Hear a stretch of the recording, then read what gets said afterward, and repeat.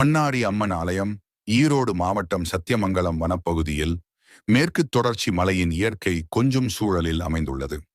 அக்காலத்தில் சலவை தொழில் செய்யும் தம்பதி தங்களின் சலவை துணி துவைப்பதற்காக ஒரு பெரிய மலையின் கீழ் அமைந்திருந்த ஆற்றுக்கு அவற்றை எடுத்து சென்றனர். அப்போது அந்த பெண் நிறைமாத கர்ப்பிணியாக இருந்துள்ளார். சலவை துணி துவைக்கும் வேளையில் கடுமையான மழை பெய்து கொண்டிருந்தது. அந்த சமயத்தில் அந்த பெண்ணுக்கு பிரசவ வலி ஏற்பட்டுள்ளது. பின் அந்த கணவனோ தான் சலவைக்கு கொண்டு வந்த சேலைகளை கொண்டு நால்புறமும் கட்டி தன் மனைவிக்கு தானே பிரசவம் பார்த்துள்ளார். இரு பெண் குழந்தைகள் பிறந்ததாக புராண வரலாறு உள்ளது.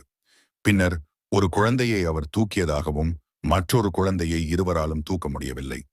பின் அவர்கள் அந்த குழந்தையை அருகில் இருந்த தாழியில் வைத்துவிட்டு மூவரும் சென்று நடந்ததை ஊர் தலைவரிடம் முறையிட்டுள்ளனர்.